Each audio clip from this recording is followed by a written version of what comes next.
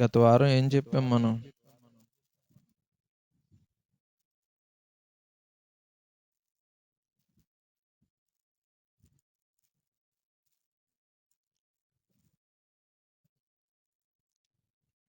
ఈ టేబుల్ తీసేసి ఇందులో వాళ్ళందరిని వేసి చుట్టేసి అటు మిల్ దెబ్బ మీద విసిరేసారంట్రా. ఉల్లిపాయ బస్తాలు చూసారా? అది ఆ విధంగా పట్టుకెళ్ళి ఇసిరేసిరండి. ఏం చెప్పాము లాస్ట్ వీకు?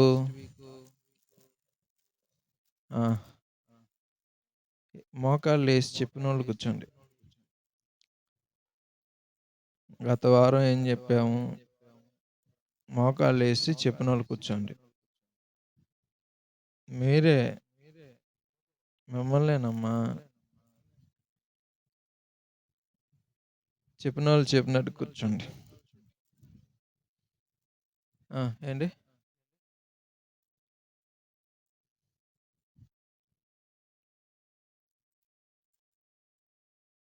నువ్వు కాపీ కొడుతున్నావేంటి? అది ఆల్రెడీ అయిపోయింది కమ్మా. అది కాదు, ఇంకో స్టైల్లో చెప్పాలి. నువ్వు చెప్పు. నువ్వే.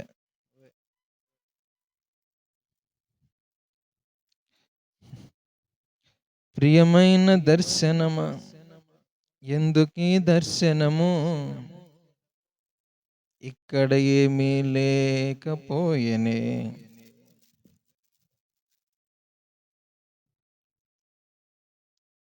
అలాగే ఉండును. ఇక్కడ ఈ పిల్ల ఏది? రమ్య చెప్ప. నువ్వు లేవుగా, వద్దులే. చెప్పండి. ఏంటి మీరు పెళ్ళికి వచ్చారా ఏంటి? ఏంటమ్మా పెళ్ళికి ఏమైనా వచ్చారా? పోనీ ఇక్కడ సర్కస్ ఏమైనా జరుగుతుందా? చెప్పాలి.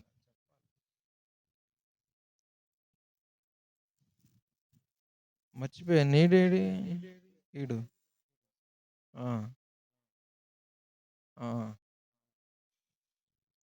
పొడిగిస్తా. ఎరా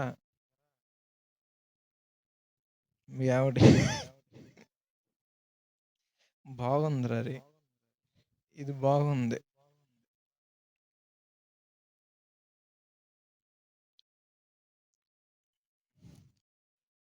ఉండవే, కొంచెం కొవ్వేను తగ్గుద్ది నీకు. ఉండు, అలాగే ఉండు. చెప్పరా? మానేయండి. నాకేంటంటే ఏమన్నా సరదా అనుకున్నారా? మోకాళ్ళ మీద ఉండండి, మీకు అలవాటు అవుద్ది. మోకాళ్ళ మీద ప్రార్థన చేసేవాళ్ళు ఎంతమంది అమ్మా? అది సంగతి. గది మోకాళ్ళ మీద చేసేవాళ్ళు ఎవరు? మోకాళ్ళ మీద చేసేవాళ్ళు కూర్చోండి. లేదు, వేయండి. అంటే దేవుడి ప్రేరణ అంతా కూడా. ఎప్పుడు ఎలా చెప్తా అలా చెప్తున్నా. ఎంత మీకు వీళ్ళకి కాల్చి వాత పెట్టాలరా, అప్పుడు కానీ వీళ్ళకి గుర్తుంటుంది. ఉండండి అలాగే. బైబిల్ అలాగే చదవండి, మోకాళ్ళ మీద ఉండే చదవండి. ఉండాలి అలా. అంతేనా? పాట అమ్మగారి పాట ఒకటి. ఆ పాటకు మించిన పాట లేదా? లేదు. కాబట్టి అలాగే ఉండండి. అలాగే ఉండండి. రమ్య కూడా మోకాలు వేస్తుంది, కాసేపు వేసి కూర్చుంటుంది. కాసేపు ఎందుకు వేయాలంటే వాళ్ళు బాధపడతారు కదా, వాళ్ళ కోసం వేసి కూర్చుంటావు. ఎందుకు కూర్చుంటావు అంటే నువ్వు లేవు కదా, అందుకు కూర్చుంటావు. సో కాలక్షేపం అనేది లేదు ఇక్కడ. ఝాన్సీ రావడంతో మా కళ్ళు వేసుకుంటూ వస్తుంది ఇప్పుడు. సో, మోకాళ్ళనేవి మన జీవితం. పాట పాడమంటే, ప్రభువా ప్రార్థన నేర్పయ్యా, ప్రార్థించకుండా నేనుండలేనయ్యా. అది పచ్చి అబద్ధం.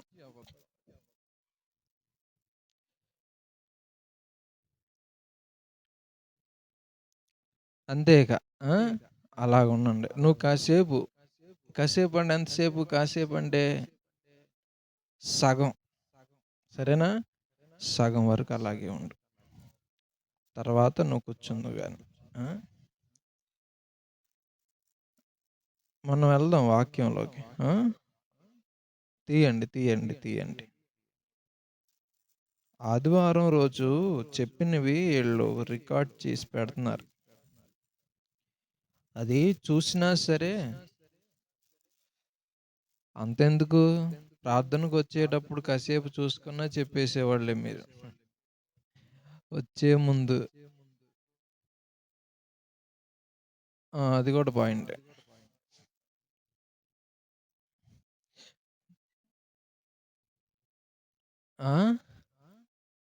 దమ్ బిర్యానీ చూసి చెప్తారా? నాకు వినపడతలేదు ఇక్కడికి.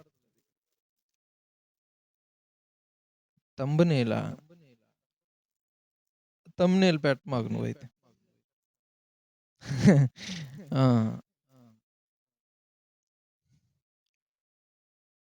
ప్రభువా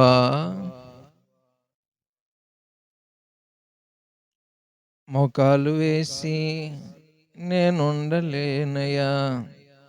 ఆగండి, ఇంకెవరో మిస్ అవుతున్నారండి. ఆడేడ్రా అది తల్లి ఒడిలో పవలించే బిడ్డవలే వాడు, సౌందర్య ఒడిలో ఒదిగినాడు. ఇది ఎంత కాలమో జీవిత కాలమో ఈ లోక. ఏంటి క్యా హువా?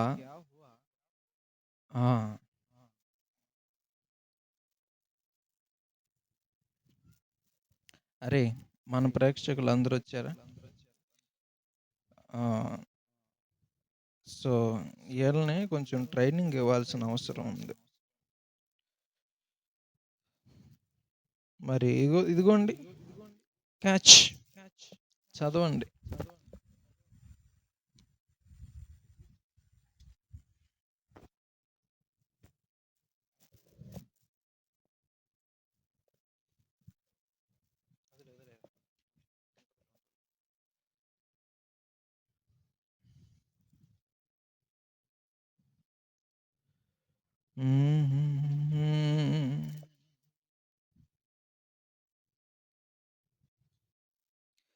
దారిలేని ఎడారిలోన నీటి ఊటలు ఆరజేసి,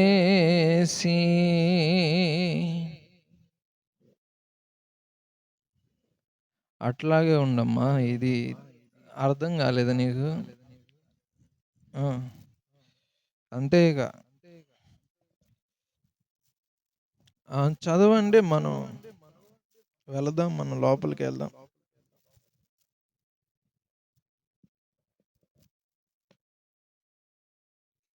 అలాగే అంతేనమ్మా, అంతే. Keep going. విశ్వాసం అనున్నది నిరీక్షింపబాటు వాటి యొక్క నిజస్వరూపమును, నిరీక్షించు వాటి యొక్క నిరీక్షింపబడు వాటి యొక్క నిజస్వరూపమును, అదృశ్యమైనవి ఉన్నవనుటకు రుజువునై ఉన్నది. దానిని బట్టియే పెద్దలు సాక్ష్యము పొందిరి. ప్రపంచములు దేవుని వాక్యము వలన నిర్మాణమైనవనియు అందును బట్టి దృశ్యమైనది కనబడెడు పదార్థములచే నిర్మింపబడలేదనియు విశ్వాసము చేత గ్రహించుకొనుచున్నాము. విశ్వాసమును బట్టి హేబేలు కయ్యను కంటే శ్రేష్టమైన బలి దేవునికి అర్పించెను. దేవుడు అతని అర్పణలను గూర్చి సాక్ష్యమిచ్చినప్పుడు అతడు ఆ విశ్వాసమును బట్టి నీతిమంతుడని సాక్ష్యము పొందెను. అతడు మృతి నొందియు ఆ విశ్వాసం ద్వారా మాట్లాడుచున్నాడు.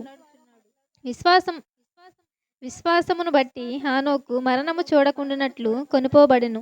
అతడు కొనుపోబడక మునుపు దేవుడికి ఇష్టడై ఉండెనని సాక్ష్యము పొందెను. కాగా దేవుడు అతని కొనిపోయిను గనుక అతడు కనబడలేదు. విశ్వాసము లేకుండా దేవునికి ఇష్టడై ఉండుట అసాధ్యము.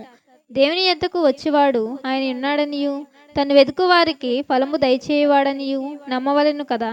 విశ్వాసమును బట్టి నోవాహు అది వరకు చూడని సంగతులను గూర్చి దేవుని చేత హెచ్చరింపబడి భయభక్తులు గలవాడై తన ఇంటివారి రక్షణ కొరకు ఒక ఓడను సిద్ధము చేసెను. అందువలన అతడు లోకము మీద నేరస్థాపన చేసి విశ్వాసమును బట్టి కలుగు నీతికి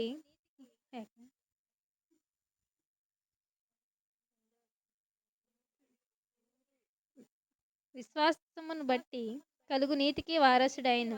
అబ్రహాము పిలువబడినప్పుడు విశ్వాసమును బట్టి ఆ పిలుపునకు లోబడి తాను స్వాస్యముగా పొందనయున్న ప్రదేశమునకు బయలువెళ్ళెను. మరియు ఎక్కడికి వెళ్ళవలెనో అది ఎరుగక బయలువెళ్ళెను. విశ్వాసమును బట్టి అతడును అతనితో ఆ వాగ్దానమునకు సమాన వారసులైన ఇస్సాకు యాకోబు అనువారును గుడారంలో నివసించుచు అన్యుల దేశములో ఉన్నట్టుగా వాగ్దాత దేశములో పరవాసులైరి. ఏలయనగా దేవుడు దేనికి శిల్పియు నిర్మాణకుడునై ఉన్నాడో పునాదులు గల ఆ పట్టణము కొరకు అబ్రహాము ఎదురుచూచుచుండెను. విశ్వాసమును బట్టి శారయి వాగ్దానము చేసినవాడు నమ్మదగిన వాడని ఎంచుకొనెను గనుక తన వయస్సు గతించినదైనను గర్భము ధరించుటకు శక్తి పొందెను. అందుచేత మృతతుల్యుడైన ఆ యొక్కని నుండి సంఖ్యకు ఆకాశ నక్షత్రము వలెను సముద్ర తీరమందలి లెక్కింప శక్యము కాని ఇసుక వలెను సంతానము కలిగెను. వీరందరూ ఆ వాగ్దానముల ఫలము అనుభవింపకపోయినను దూరం నుండి చూచి వందనము చేసి తాము భూమి మీద పరదేశులమును యాత్రికులమై ఉన్నామని ఒప్పుకొని విశ్వాసము గలవారై మృతి నొందిరి. ఇలాగు చెప్పువారు తమ స్వదేశమును వెదుకుచున్నామని విశదపరుచున్నారు కారా. వారు ఏ దేశం నుండి వచ్చిరో ఆ దేశమునకు జ్ఞాపకమందుంచుకున్న ఎడల మరలా వెళ్ళుటకు వారికి వీలు కలిగియుండును. అయితే వారు మరి శ్రేష్టమైన దేశమును అనగా పరలోక సంబంధమైన దేశమును కోరుచున్నారు. అందుచేత తాను వారి దేవుడవని అనిపించుకున్నటకు దేవుడు వారిని గూర్చి సిగ్గుపడడు. ఏలయనగా ఆయన వారి కొరకు ఒక పట్టణము సిద్ధపరిచి ఉన్నాడు. అబ్రహాము శోధింపబడి విశ్వాసమును బట్టి ఇస్సాకును బలిగా అర్పించెను. ఎవడు ఆ వాగ్దానములు సంతోషంతో అంగీకరించెను. అయితే అబ్రహాము శారా వీళ్ళందరూ కాకుండా కిందకి వెళ్ళిపోతే ఇస్సాకు దగ్గర నుంచి చదువు. ఇస్సాకు విశ్వాసమును బట్టి యాకోబును దీవించెను. ఆ మాటలు ఉంటాయి. ఇప్పటి వరకు చదివినవన్నీ మీరు మనసులో ఉంచుకోండి, మీకు అర్థమవుతుంది. విశ్వాసమును బట్టి ఇస్సాకు జరగబోవు సంగతుల విషయమై యాకోబును ఏశావును ఆశీర్వదించెను.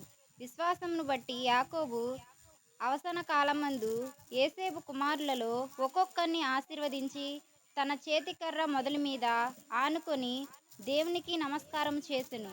ఏసేపు తనకు అవసాన కాలము సమీపించినప్పుడు విశ్వాసమును బట్టి ఇశ్రాయేలు కుమారుల నిర్గమనమును గూర్చి ప్రశంసించి తన శల్యములను గూర్చి వారికి ఆజ్ఞాపించెను. చాలు చాలు.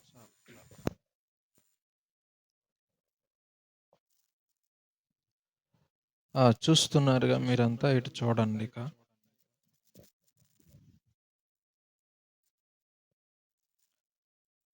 మన యొక్క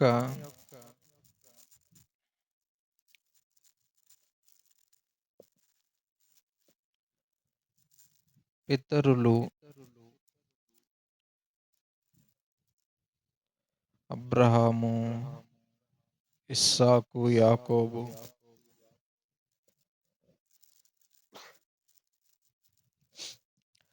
అలాంటి వారంతా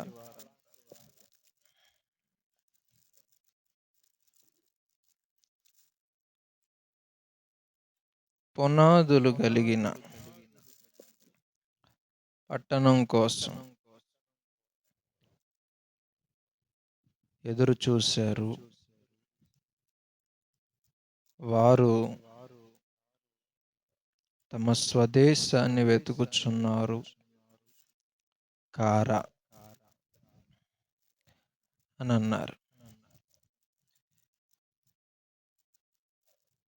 అంటే వాళ్ళు పరలో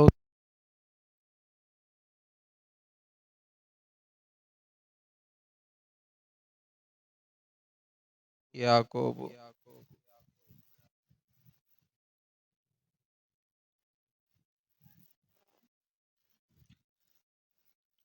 వాగ్దాన దేశంలో పరవాసులుగా ఉన్నారు.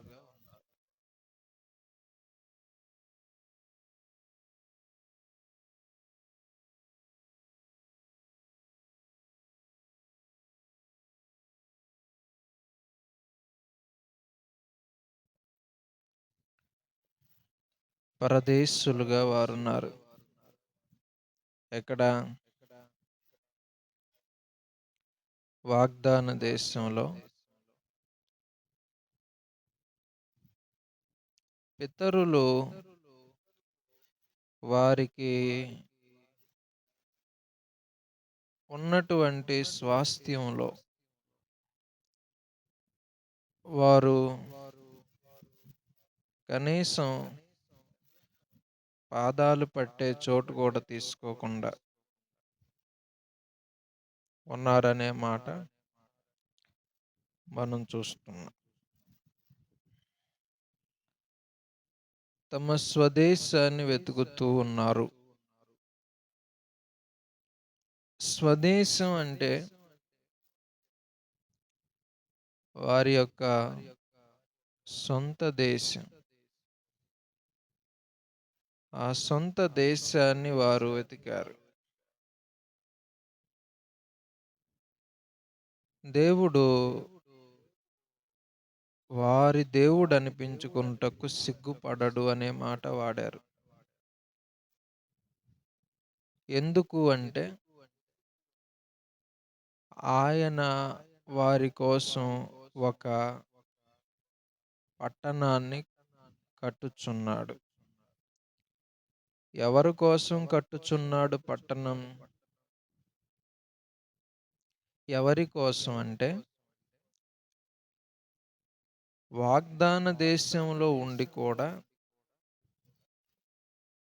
కనీసం ఒక 10 సెంట్లో 20 సెంట్లో ఎకరం ఎకరం పక్కన పెడితే ఒక సెంటు భూమి కానీ, ఒక గజం భూమి కానీ, ఒక అడుగు భూమి కూడా వాళ్ళు తీసుకోలేదు. సొంత దేశంలో వాళ్ళు పరవాసులుగా ఉన్నారు, పరాయి వాళ్ళుగా ఉన్నారు. మరి సొంత భూమిని కూడా అనుభవించకుండా వారు పరదేశులుగా, యాత్రికులుగా ఉన్నారు. మన పరిస్థితి ఏంటంటే మనం ఒకవేళ ఈ భూమి మీద ఉండాలి అని అనుకున్నా కానీ మనల్ని చావు లాక్కొని వెళ్తుంది. ఎంత ఉట్టి కట్టుకొని ఊరేగినా కానీ ఇక్కడ ఉండేటటువంటి ప్రసక్తి లేదు.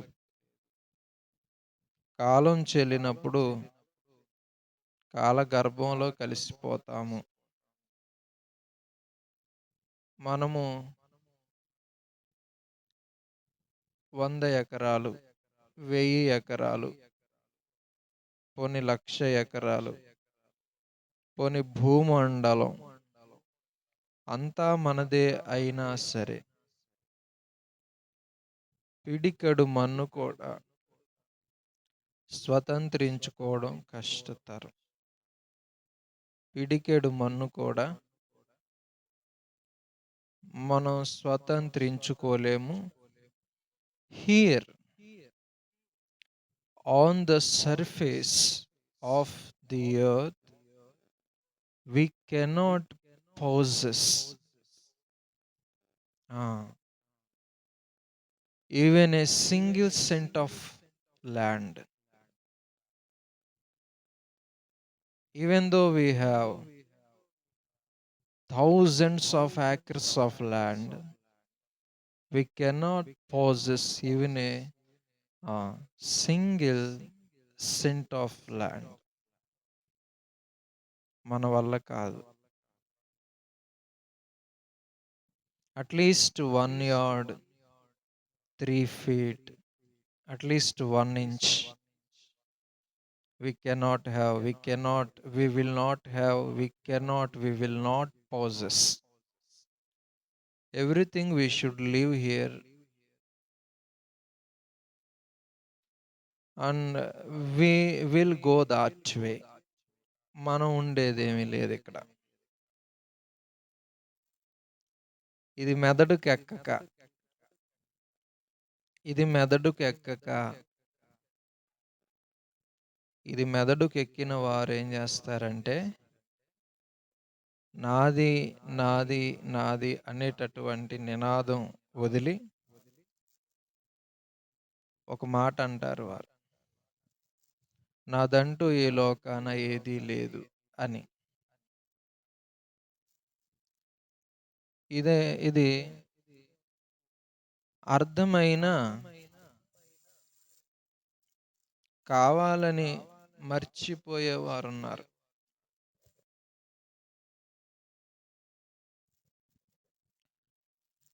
వారు అట్లాంటి వారు ఏం చేస్తారో చెప్తా. వారు ఈ భూగోళం మీద తిష్ట వేసుకొని దాదాపుగా మట్టిని కూడా తినేస్తాము అన్నట్లుగా గజము ఒక అడుగు స్థలం కోసం, ఒక మాటలో చెప్పాలంటే వెంపర్లాడుతూ ఉంటారు. కాకపోతే వారు చెప్పినట్లుగా వారు కాలం చెల్లించాలి, కాలం చాలించాలి, తనువు చాలించాలి. మీకు ప్రబోధిస్తుంది ఏంటి అంటే ఆ భక్తులందరూ కూడా this is the land that I am going to give unto you and your children, even though God promised. They didn't take even a single feet of land. They just make their way. They were dwelling inside tents, గుడారాలు వేసుకొని బతికారు. ఎందుకంటే వారికి ఏం తెలుసు అంటే దేవుడు ఈ భూమంతా మీకు ఇచ్చాను, ఈ కనాను దేశాన్ని అని చెప్తే మనమైతే ఏం చేస్తామంటే ఒకవేళ ఆ చుట్టూ బోర్డర్ కొలిచేస్తాం. ఫస్ట్ మనం కొలుచుకొని సరిహద్దులు వేస్తాం. మనం అబ్రహాము, ఇస్సాకు, యాకోబుకు ఆ బెడద, ఆ బాధ, ఆ చింత లేదు. ఎటేటో తిరిగేవారు, ఎటు పోయినా తిరిగి అక్కడికి వచ్చేవారు. వచ్చి ఏమైనా స్థిర నివాసం ఏర్పాటు చేసుకున్నారా అంటే లేదు. ఆ డేరాలు వేసుకొని అలాగే కాలం గడిపేశారు. వారు తెలివైన వారుగా కనబడకపోతే ఆశ్చర్యం లేదు. అలా అనిపిస్తుంది. వాళ్ళు తెలివైన వాళ్ళు, ఎందుకంటే వాళ్ళు ట్రై చేసినా పాతుకోలేరు. ఇక్కడ ఈ భూమి మీద ఉండరు, మరణం పట్టుకెళ్ళిపోద్ది. అది ఆళ్ళకి అర్థమైంది. చెప్తున్నాను వినండి. మీకు అర్థమవుతుంది. దేవుడి బిడ్డలారా, తెలుసుకోవాల్సినటువంటి ముఖ్యమైన విషయం ఏమిటి అనంటే, వారు ఎందుకని ఆ విధముగా నాది, నాది, నాది, నాది, నాది అని ఎందుకు ప్రాకుల్లాడలేదు? వాళ్ళకర్థమైన విషయం ఏంటి?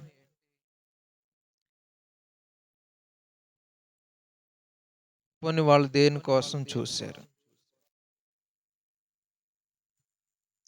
పునాదులు గలిగిన పట్టణం అనుంది. పునాదులు కలిగిన పట్టణం అని ఉందంటే, మరి పునాదులేమీ లేని పట్టణం కూడా ఉందని అర్థం. వాళ్ళెదురు చూసింది పునాదులు గలిగిన పట్టణం. పరలోక సంబంధమైన పట్టణం. వారికి పాత నిబంధనలో ఆ అవగాహన ఉన్నట్లుగా ఇక్కడ రాశారు. కానీ అప్పటికి పరలోకాన్ని చూసిందెవరు? దేవుడు ప్రభువు యేసుక్రీస్తు భూలోకానికొచ్చి నరకమేంటో, పరలోకమేంటో ఒక అవగాహన కల్పించాడు. మరి పాత నిబంధనలో అట్లాంటి వివరణ ఇచ్చిందెవరు? అలాంటప్పుడు వారికి పరలోకం గురించి తెలిసేటటువంటి అవకాశం ఎక్కడిది? కానీ ఎలా తెలిసింది? ఆ రోజుల్లో పరలోకం గురించి, నరకం గురించి తెలియనప్పుడే వారంత నిష్టగా మాకు ఏది వద్దు అని బ్రతికారు. దేవుడైన యేసుక్రీస్తు వచ్చాక చచ్చిన తరువాత మళ్ళీ లేస్తారు. పరలోకం మీకు దక్కుతుంది. సింహాసనం మీద మీరు కూర్చుంటారు. రాజ్యాలను ఏలతారు అని ఇన్ని చెప్పిన తర్వాత కూడా మనకెందుకని ఆ మనసు రావట్లేదు? ఆ మనస్సు మనకెందుకు రావట్లేదు? ఏమీ తెలియనప్పుడే ఇదే భూమి మీద జీవితం అనుకున్న వారాళ్ళు. వారికి చనిపోయిన తర్వాత లేస్తాం. ఇంకొక జన్ముంది. పునరుద్ధానముంది. మరో ప్రపంచం ఉంది. అనేటటువంటి అవగాహన మనతో పోల్చుకుంటే చాలా తక్కువ, దాదాపు లేదని చెప్పాలి. అట్లాంటప్పుడు ఇది ఒకటే జీవితం, చచ్చిన తర్వాత ఏమవుతామో ఎవరికి తెలుసు అనుకునే రోజుల్లోనే, అజ్ఞాన కాలములోనే వారేం చేశారో తెలుసా? ఇంకా ఇస్తాడు, ఇంకా ఇస్తాడు, ఇంకా ఇస్తాడు, ఇంకా ఇస్తాడు. ఆయనే ఇస్తాడు దేశాన్ని, ఆయనే ఇస్తాడు దేశాన్ని, ఆయనే ఇస్తాడు సంతానాన్ని. ఎదురు చూశారు, ఎదురు చూశారు, కాలం చెల్లించారు, చాలించారు తనువు.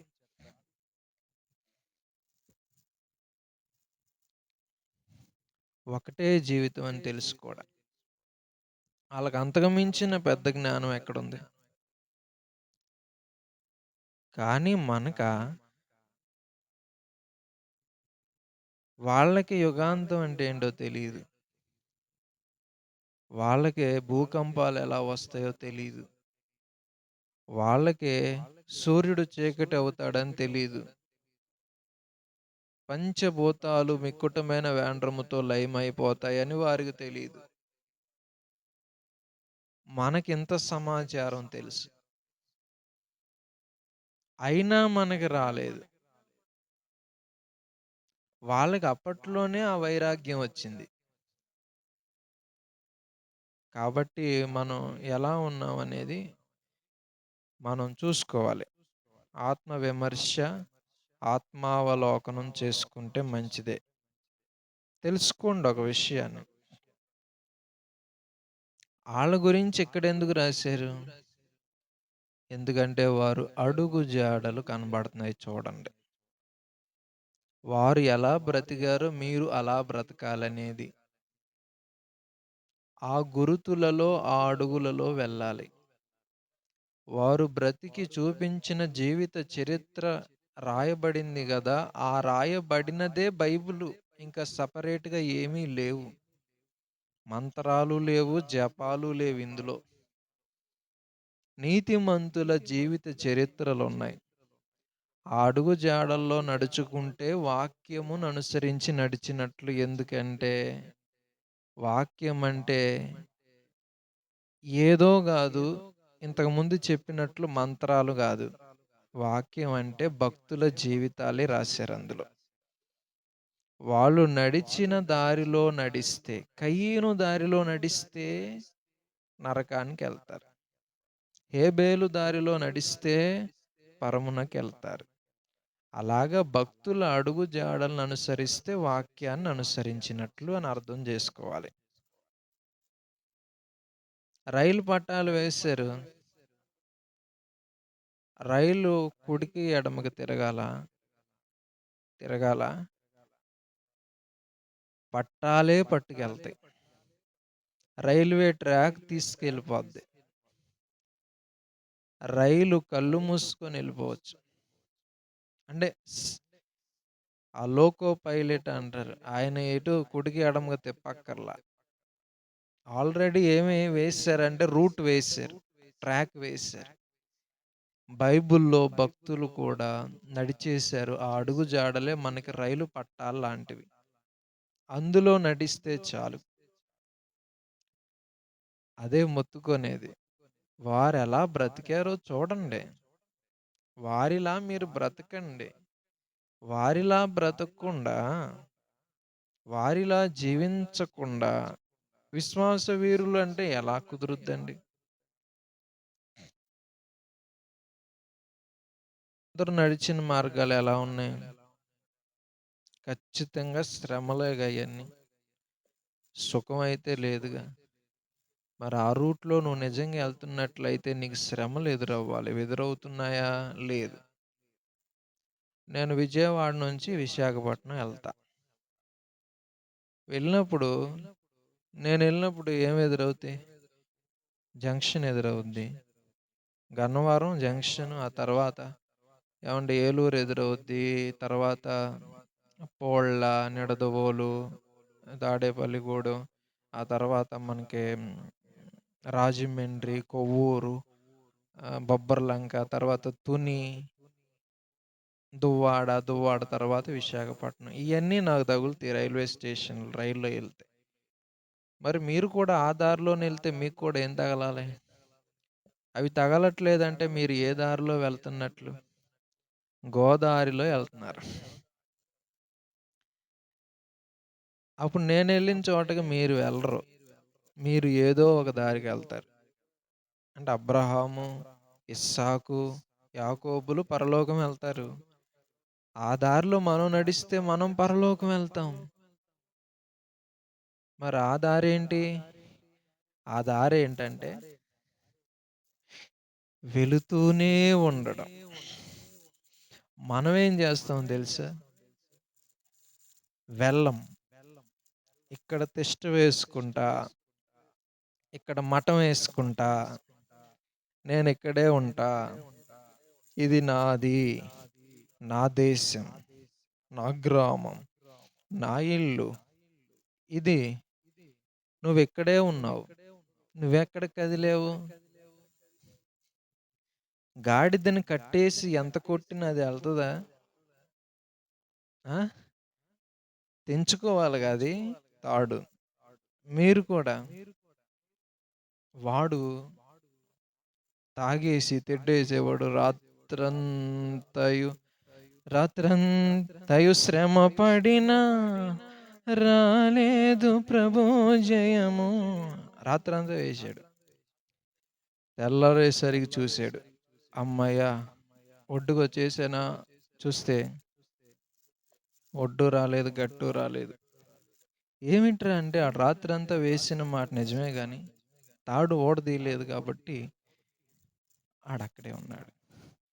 సో, భూమి మీద తిష్ట వేసుకొని ఎకరాలకు ఎకరాలు సంపాదించుకొని ఇక ఇదే నాది అని నువ్వంటున్నావు.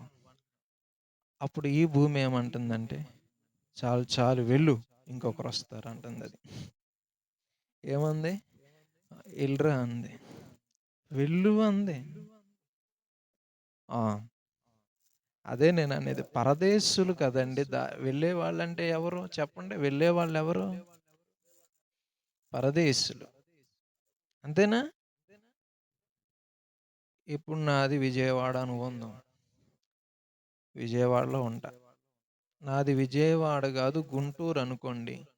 విజయవాడ రైల్లో నేను వెళ్ళేటప్పుడు నాకు తగిలినా అక్కడ దిగను నేను. దిగినా ఏదో ఒక లస్సీయో, బటర్ మిల్కో తాగేసి మళ్ళీ రైలెక్కి ఎళ్ళిపోతా. ఏంటంటే అది నాది గాదు అంటాను. నేనక్కడ దిగిపోయానంటే అర్థం ఏంటంటే అది నాది అని. అట్లాగే మీరక్కడే ఉంటున్నారంటే అర్థం ఏంటంటే ఇక ఇదే నాదని అనుకుంటున్నావు. ఈ భూమే నాదనుకుంటున్నావు. కాబట్టి నీదంటూ పరలోకంలో ఏమీ లేదమ్మా, ఒకవేళ ఉందంటే ఇక్కడే ఉందమ్మా. అక్కడేమీ లేదు. హల్లెలూయా అని మీరనట్ల. ప్రయాణికుడు ఎలా ఉంటాడో మీరు చెప్పండి. భూమి మీద మనం యాత్రికులము, పరదేశులము. వాగ్దాన దేశంలో ఆళ్ళు పరదేశులుగా ఉన్నారంటే అర్థం ఏంటంటే ప్రయాణం, ప్రయాణం.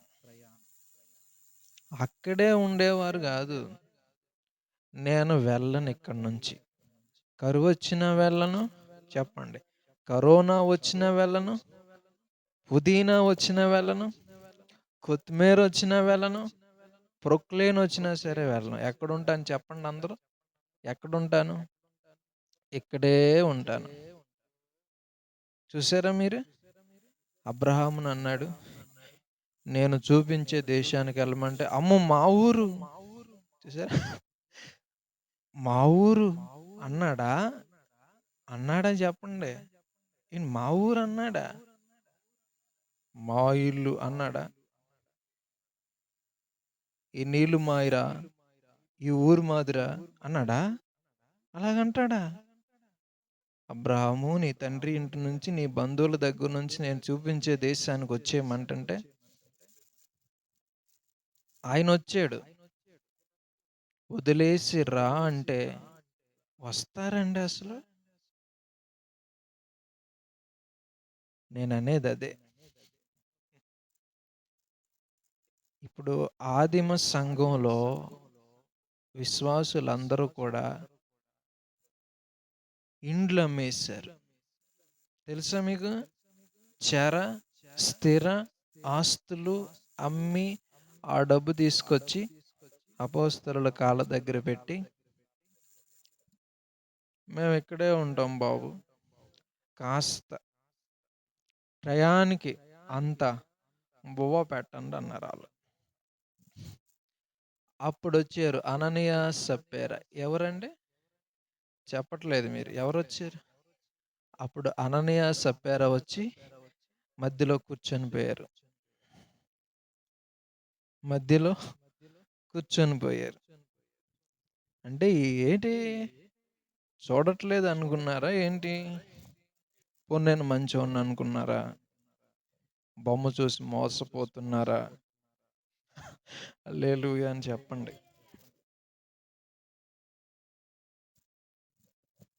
అననీయ, సప్పేరా వచ్చారు. వారొచ్చి సగం దాచుకున్నారు, సగం తెచ్చిచ్చారు. అందరూ ఫుల్‌గా ఇస్తున్నారు మొత్తం అంతా. వీళ్ళు కొంచెం డిఫరెంట్. ఈ భార్య భర్తలే డిఫరెంట్. తోడు దొంగలు చెప్పండి. ఒకరి కొరకొకరు పుట్టినట్లుండే జంట. అదేంటో మరి. ఆదాము, హవ్వలు కలిసి పాపం చేశారు. ఈ జంటలు కూడా అదేంటో మరి అంత ఐక్యత వస్తది ఆళ్ళకి. ఏది? ఇలాగ అబద్ధాలు ఆడేటప్పుడు, ఇట్లాంటివి చేసేటప్పుడు కొందరికి. పోనీ భార్య అందనుకో, భర్త ఒకవేళ నోర్మై మూర్ఖురాలా అంటాడా అంటే లేదు. నువ్వు సై అంటే సై, తానా అంటే తానా అంటాడు ఆయన. అలా వచ్చారాళ్ళు. తీసుకొచ్చి ఇదిగోండయ్యా అన్నారు. ఎంతకు అమ్మారన్నాడు. ఇంతకే. చచ్చిపోయాడు ఆయన అక్కడే. అననీయ. పాతిపెట్టారు. వాళ్ళ ఆవిడొచ్చింది. ఎంతకు అమ్మారన్నాడు. ఆవిడ ఇంతకే అంది. ఆవిడ నిజం చెప్పలా. మీ ఆయన్ని పాతిపెట్టిన వాళ్ళు ఇక్కడే ఉన్నారమ్మా అన్నాడు. ఆమెను కూడా పట్టుకెళ్ళి పాతిపెట్టొచ్చారు. దేవుణ్ణి ఎందుకు మోసం చేస్తున్నారు అన్నాడు. సగం తేవడం గురించి కాదు ఇక్కడ సమస్య. వారు దేవుణ్ణే మోసం చేయాలనుకున్నారు. అది ఎంత ప్రమాదం అంటే చాలా ప్రమాదం. వారికి ఆశ చావట్ల. నేననేదేంటంటే మీకు తెలియట్ల. శ్రేష్టమైనదేదో, ఉత్తమమైనదేదో మీకు అర్థం కాకపోవడమే మీ ప్రాణాలకి ప్రమాదకరంగా మారింది. అర్థమైందా మీ అందరికి? స్థిరాస్తులు తెచ్చి అపోస్తలుల పాదాల దగ్గర పెట్టారు. కానీ వీళ్ళు అడగల. అపోస్తలులు అడగల. వాళ్ళకి ఏమనిపించిందో తెలీదు. ఎందుకు అలా తెచ్చేసారో తెలీదు. పోనీ ఎందుకు అలా తెచ్చిస్తున్నారో తెలియట్లా. ఈయనకే తెలియదు పేతురుకి. మీరు తెచ్చివ్వండి అని ఈయన అనలా. అది ఆయన పనే కాదు అసలు. పోనీ వాళ్ళందరూ తెచ్చిస్తే ఆయన ఏమైనా పెద్ద బంగ్లా కట్టాడా అంటే లేదు. వాళ్ళు ఏం చేశారో చెప్తా. వాళ్ళు ఏమన్నారంటే వాళ్ళందరూ ఒక దగ్గరే భోజనం చేసేవాళ్ళు. రొట్టె విరుచుట అనండి ఏంటది? అంటే అది రొట్టె విరుచుట అంటే వాళ్ళు రొట్టెలు తింటారు. కలిసి అన్నం తినడానికి రొట్టె విరుచుట అన్నారు. మరి తెలుసో తెలీదో మీకు? మనం రొట్టె విరవము. మనం తినే ఆహారం వేరు. అందరూ ఒక దగ్గరే భోజనం చేసేవాళ్ళు. అది దేవుడి శరీరం అని వాళ్ళు అనుకునేవాళ్ళు అలా సంఘంగా. కాబట్టి ₹1,00,00,000 తెచ్చినోడు ఆ సంఘంలోనే ఉంటాడు. ₹1,00,000 తెచ్చినోడు ఆ సంఘంలోనే ఉంటాడు. ఎవడెంత తెచ్చినా సరే ధనిక, పేద అవేం ఉండేవి కాదు. అసలు వాళ్ళు ఎందుకు తెచ్చారో తెలీదు ఎవడికి. దేవుడు ఆళ్ళని ప్రేరేపించాడు, తెచ్చాడు. కూర్చో, కూర్చో, కూర్చో. కూర్చోండి, కూర్చోండి, కూర్చోండి. దేవుడు ఆళ్ళని ప్రేరేపించాడు, తెచ్చేశారు. ఇదెందుకు చెప్పానంటే నేను, అది మనసు కనిపించాలి. ఇదంతా వ్యర్థం అని ఆళ్ళకి అర్థమైపోయింది. మనకెప్పుడు అర్థమవుద్ది ఆ పాఠం? పేతురు, యోహాను వీళ్ళేమన్నారంటే, బాబు మీ అందరికి మేము అన్నం పెట్టుకుంటూ, మేము కూర్చుంటే మేమెప్పుడురా ప్రకటించేది? మేమెప్పుడురా ప్రార్థన చేసుకునేది? మాకు దీంతో సంబంధం లేదు. మీలో కొంతమందిని మీరు అపాయింట్ చేసుకోండి ఒక 7గురిని. ఆళ్ళు మీకు అన్నం పెడతారు, వండి పెడతారు. ఆళ్ళు ఈ లెక్కలన్నీ చూసుకుంటారు. మేమిక్కడ ఉండం. ఆ ఊరెళ్తాం, పక్క ఊరెళ్తాం, ఇంకో ఊరెళ్తాం, సువార్త చెప్పుకుంటూ తిరుగుతాం అన్నారు. వాళ్ళకి వీటితో సంబంధం లేదు. వీటి మీద మనసు లేదు. మరి ఇప్పుడెందుకొచ్చింది? చూడండి. మీకు అర్థం కాల. ఇప్పుడు డబ్బు మీదకి ఎందుకని దైవజనుల మనసు వెళ్ళిపోతుంది. వాళ్ళకి వెళ్ళలేదు. డబ్బు మీదకి మనసు వెళ్ళలా. విశ్వాసులకి లేదు, వీళ్ళకే లేదు. వాళ్ళెందుకు తెచ్చుకున్నారంటే వాళ్ళలో కోటీశ్వరులున్నారు, పేదవాళ్ళున్నారు. పేదవాళ్ళకి ఆ ఫుడ్ ఉండదు. కోటీశ్వరులకి ఎక్కువైపోద్ది కాబట్టి అందరూ తెచ్చుకుంటే పేద, ధనిక భేదం లేకుండా అందరికీ ఆహారం అందుద్ది అనే ఆలోచనతో వారొచ్చారు. అలా చేశారు. బాగుంది. అదే కదా సంఘం అంటే. సంఘం అంటే ఏంటనుకున్నారు? సంఘంలో ముసలివారుంటారు, కాళ్ళు చేతులు లేని వాళ్ళుంటారు, గుడ్డి వాళ్ళుంటారు, విధవరాండ్రుంటారు, అనాథలుంటారు, వృద్ధులు అందరుంటారు. ధనవంతులుంటారు, కోటీశ్వరులుంటారు, పేదవాళ్ళుంటారు, అందరూ ఉంటారు. సో, అందరికీ సంబంధించింది దేవుడి ఇల్లు మందిరం. ఈ మందిరంలోకి దశంభాగాలు, ప్రథమ ఫలాలు, పానీయ అర్పణాలు ఇవన్నీ ఎందుకొస్తాయంటే, మందిరంలో ఎప్పుడు ఫుడ్డుంటే ఆ ఊర్లో ఉన్న పేదవారు, అడుక్కునేవారు అందరికీ కూడా ఫుడ్ అనేది మందిరంలో దొరకాలనేది దేవుడు పెట్టిన సిస్టమ్. ఇది లెక్క. ఆ దశమ భాగాలు కానివ్వండి, అర్పణలు కానివ్వండి, వాటిని వేరే రకంగా వాళ్ళు వాడుకునేవాళ్ళు గాదు. అసలు దాని మీద మనసే ఉండేది గాదు వాళ్ళకి, అప్పుడున్న అపోస్తలులకి. ఇప్పుడు అలా లేదు. అన్ని చోట్ల గాదు, ఎక్కువ చోట్ల దుర్వినియోగం అవుతుందనేది నిజం. హల్లెలూయా! మీ అందరికి ఏమన్నా ఎక్కుతుందంటారా?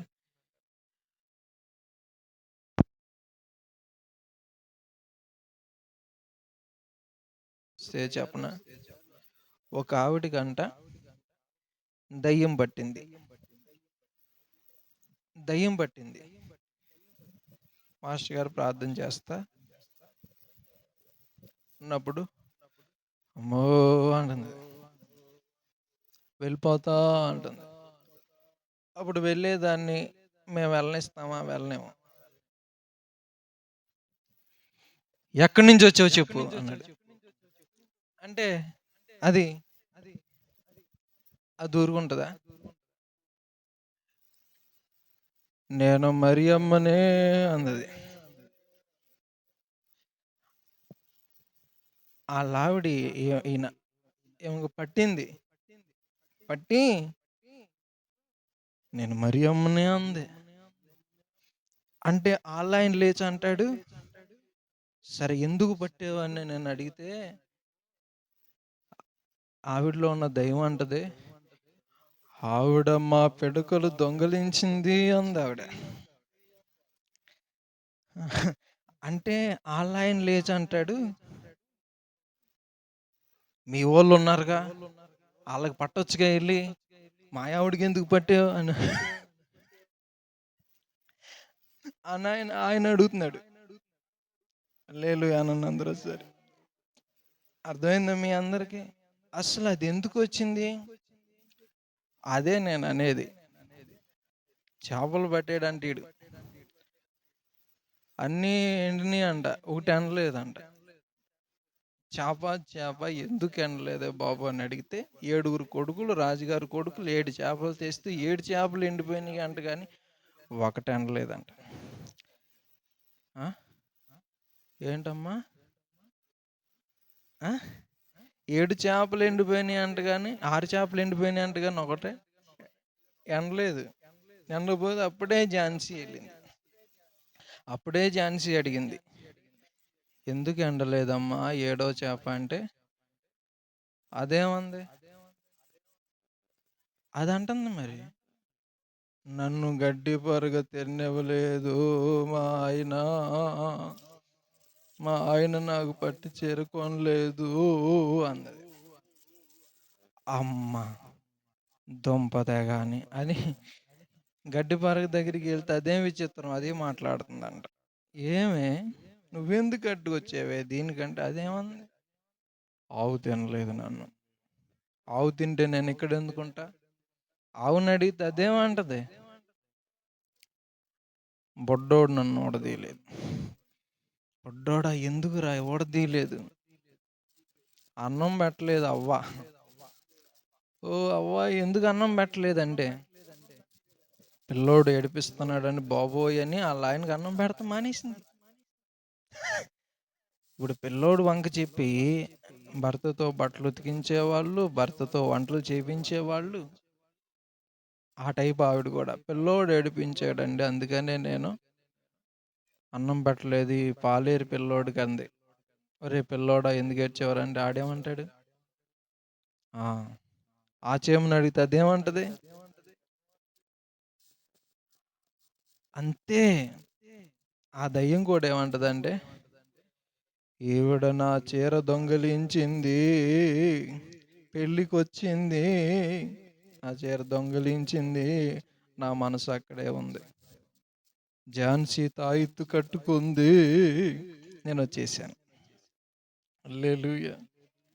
ఊరుకుంటాయి అవి. వాటికి సంబంధించినవన్నీ నీ దగ్గర ఉన్నప్పుడు నాది అక్కడ ఉంది అని వస్తుంది కదా. అందుకే దయ్యాలు అవుతారు అన్నాను చచ్చిపోయిన తర్వాత. భూమి మీద ఆశలు తీరక తీరక తీరక తీరక తీరక తీరక తీరక చచ్చిపోయిన తర్వాత భూమి మీద తిరుగుతారు ఇక్కడిక్కడే. అందుకనే అబ్రహాము, ఇస్సాకు, యాకోబుల్లాగా ఏమనాలి? ఏమనాలి చెప్పండి? నదంటూ లోకాన ఏది లేదయ్యా, ఒకవేళ ఉందంటే నీవిచ్చినదే ప్రభువా.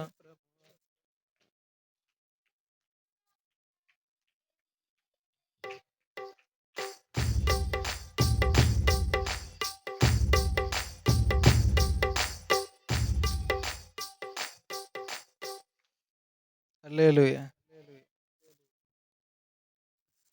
మనదంటూ ఈ ఊర్లో ఏమీ లేదమ్మా, ఒకవేళ ఉందంటే ఈ మైకు మాత్రమే. పెట్టి బేడ బిషానం సర్దుకొని పరదేశులము ప్రియులారా మన ఊరిది కాదు. ఆ కర్మ పట్టింది మనకి. హల్లెలూయా, హల్లెలూయా. నాది ఇది కాదురా బాబు అనకుండా నాది నాది అంటూ వాదులాట నీకెందుకు, ఏది నీది కాదు సత్యమిది ఎరుగవెందుకు, ఈ లోక ఆశలెందుకు పైనున్న వాటిని. ఇంక ఈ పాట చాలదా? నా గంట వాక్యం కావాలా మీకు? నాది నాది నాది నాది నాది నాది నాది. అయితే ఇక్కడ ట్విస్ట్ ఏంటంటే చచ్చిపోయిన తర్వాత కూడా నాదంటుంది వచ్చి. చెప్పట్లేదు మీరు. నేను వచ్చాను మా ఆయన కోసం వచ్చాను అంటుంది. మీ ఆయన ఎవరమ్మా? చూసారండి, నా దగ్గరకు వచ్చిందో కాబట్టి ఆవిడ అదే ఉంది.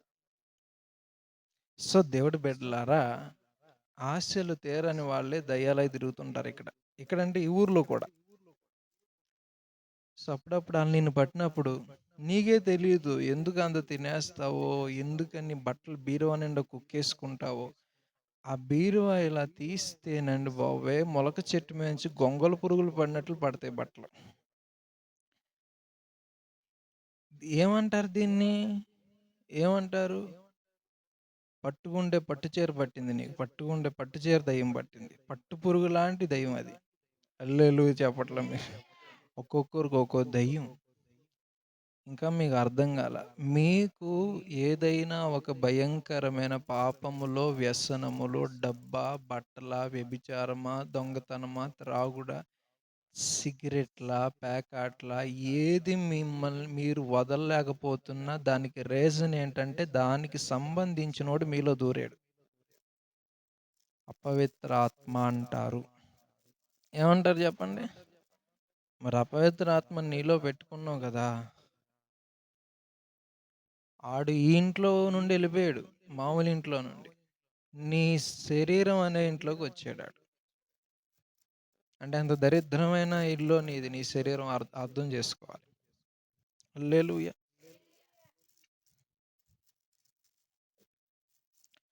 చెప్తాను దేవుడి బిడ్డలారా, మీకు అర్థం కావాలి. ఏది కూడా మనది కాదు. సంపాదించుకోవాల్సింది ఏంటి భూమి మీద చచ్చిపోయేలోగా అంటే క్రీస్తును సంపాదించుకోవాలి. క్రీస్తును సంపాదించుకోవడానికి అన్నీ పోగొట్టుకోవాలి. క్రీస్తు నీ వాడైతే సూర్యుడే నా పట్టయితే చుక్కలన్నీ నా కుక్కలే అన్నాడు ఆయన. అన్నీ నా వెంటే వస్తాయి. దేవుడే నీ వాడైతే సర్వ సృష్టి నీదే కదా, దేశమే నీదే కదా. నువ్వు ఆ దేవుణ్ణి సంపాదించుకోకుండా ఏం సంపాదించుకున్నారు చెప్పండి? కుక్కలు కుక్క బిస్కెట్ల కోసం తిరిగినట్లు భూమి మీద ఈ పనికి మాలినటువంటి వాటి కోసం. మీకు అర్థమైపోయింది కదా? ఇంకా చెప్తా వినండి. అబ్రహాము కొడుకుని అడిగాడు. ఎవరిని? పుట్టాడా? అబ్రహాముకి పిల్లలున్నారా? చాలా కాలంగా అబ్రహాముకి పిల్లలు లేరు. మీకు మొన్న చెప్పా ముందు ఏలియాజరు అనుకున్నాడు, లోతు అనుకున్నాడు, ఇష్మాయేల్ అనుకున్నాడు చెప్పానా మీకు ఒక రోజున? పిల్లలు లేరనేది అయితే అర్థమైంది మీకు. ఎవరికి? అబ్రహాముకి పిల్లలు లేరు చాలా కాలం. 99 ఏళ్ల దాకా లేరు. అబ్రహాము అంటే ఒక అధ్యాయం చూడండి మీకు 15 ఎక్కడో ఉంటది. ఆదికాండం 15లోనో ఎక్కడో ఉంటది. అబ్రహాము దగ్గరికొచ్చి దేవుడు అంటాడు, దర్శించి ఏమంటాడంటే, నీకు కుమారునిస్తాను, నీ బహుమానం అత్యధికమగును. అబ్రహామా భయపడకుము అంటాడు. ఆ మాటలు చదవండి.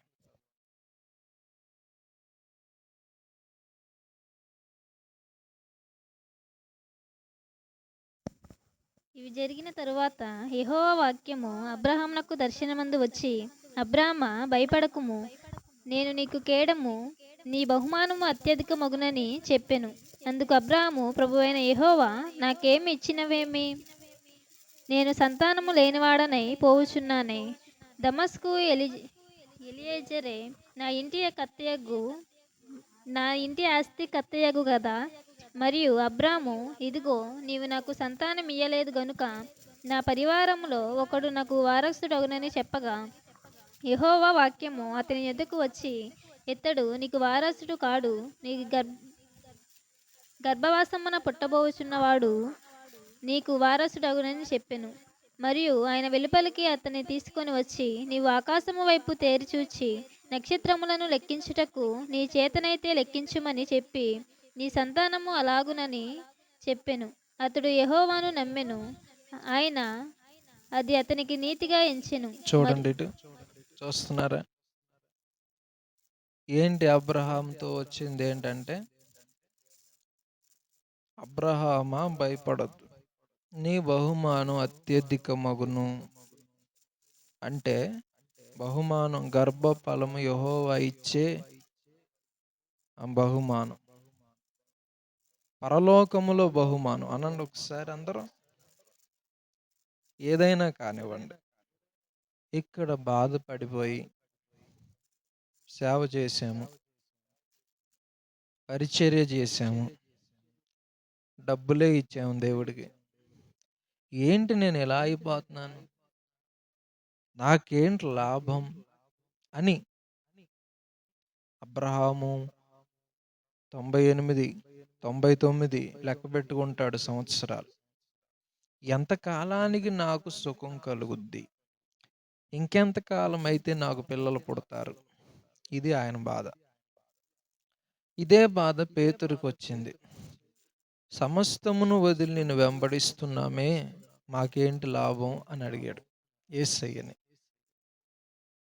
అప్పుడు దేవుడు అంటాడు, నా నిమిత్తం భూములనైనను, బిడ్డలనైనను, ఆస్తులనైనను పోగొట్టుకున్నవాడు ఇక్కడ 100 అంతలు పొందుతాడు, పరలోకంలో నిత్య జీవం పొందుతాడు అన్నాడు. అంటే మాకేం వస్తుంది, ఏం వచ్చింది, ఏం ఒరిగింది ఇక్కడ భూమి మీద దేవుడి కోసం ఇన్ని కష్టాలు పడితే అని అనిపిస్తుంది కదా. అక్కడ అధికమవుద్ది. హల్లెలూయా చెప్పండి. నీ బహుమానం నీకు ఇక్కడ తెలియట్లేదు, అక్కడ పెరుగుతుంది. కొర్నేలి, నీ ధర్మ కార్యాలు, నీ ప్రార్థనలు దేవుడి సన్నిధికి జ్ఞాపకార్థముగా వచ్చాయి అన్నాడు. వింటున్నారా నా మాటలు? ఇంకోటి అన్నాడు, ఏంటనుకున్నారు? నా నిమిత్తం జనులు మీ మీద మిమ్మల్ని నిందించి హింసించి మీ మీద చెడ్డ మాటలు ఎలా పలుకున్నప్పుడు మీరు సంతోషించి ఆనందించండి, పరలోకమందు మీ ఫలము అధికమగును. సో ఇక్కడ నష్టపోతున్నట్టు కనబడేవాడు అక్కడ లాభపడుతున్నాడని అర్థం. ఇక్కడ లాభపడుతున్నట్టు కనబడేవాడు చివరికి అగ్నిగుండములో అన్నీ కోల్పోయి ధనవంతుడిలాగా ఉంటాడు. మీకు అర్థమైందని నేను అనుకుంటున్నాను. దేవుడి కోసం ఇక్కడ ఏమీ రాకపోయినా, ఇక్కడేమీ పొందినట్లు అనిపించకపోయినా, దీనికి వడ్డీలు, వడ్డీలు, చక్రవడ్డీలు చెప్పండి. చక్ అన్ని వడ్డీలు కలుపుకొని అక్కడ నీకు దిమ్మ తిరిగే అంతటి పరిమాణంలో నీ ఆశీర్వాదాలున్నాయి. అది నీకు తెలీదు. అది అబ్రాహాము గురించి చెప్తున్నాడు. నీ బహుమానం అత్యధికమగును. అత్యధికమవడం అంటే పెరుగుద్ది, మల్టిప్లై అవుద్దని అర్థం. ఇప్పుడు బాగా వినండి. గర్భఫలము యెహోవా ఇచ్చే బహుమానం, గిఫ్ట్. నీ బహుమానం అత్యధికమగునంటే అబ్రహాము నాకు ఇస్సాకు పుట్టాడు. ఇస్సాకునకు యాకోబు పుట్టాడు. యాకోబునకు 12 మంది కొడుకులు పుట్టారు. ఆ 12 మందిలో నుంచి లక్షల మంది వచ్చారు. ఇది కాదు అధికమవడం అంటే. హల్లెలూయా అని అర్థం. అదే కదా అత్యధికమవడం అంటే. వాళ్ళు ఈ రోజు కూడా ఉన్నారు కదా. అబ్రహాముతో అనేవాడు. పైకి చూడండి మీరందరూ. చూడండి పైకి. ఏం కనపడింది? ఆ? మీకు అదే కనపడింది. మీదంతే చూపు. నాకైతే చుక్కలు కనపడుతున్నాయి పైన. అవి లెక్క పెట్టమన్నాడు దేవుడు. ఏంటి? ఎక్కడ లెక్క పెడతాం బాబోయ్ అంటే నీ సంతానం కూడా అలాగ ఉంటుందిరా. పరలోకంలో ఉంటుందిరా నీ సంతానం. హల్లెలూయా చెప్పండి. అది చెప్పాడు అబ్రహాం. అబ్రహాం ఏమన్నాడు అనుకున్నారు?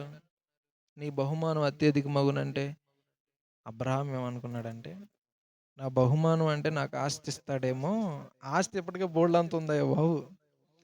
ఈ ఆస్తి అంతా అనుభవించే వారసుడు లేడు కదా. అది ఆయన బాధ. అదే చెప్పాడు. మా ఇంట్లో పనోడిదే అంత రాజ్యం. ఎంత కలిగినా నాకేం లాభం? నాకు నాకు కొడుకా ఏమన్నా? నా ఆస్తి నా కొడుకు సొంతం అయితే అప్పుడు నేను ఆనందపడతాను కానీ నా కొడుకుని ఇవ్వలేదు నువ్వు సంతానం. ఎన్ని డబ్బులు ఇస్తే ఏం చేసు. అదే అంటారు ఇప్పుడు జనాలు. ఏమంటారు?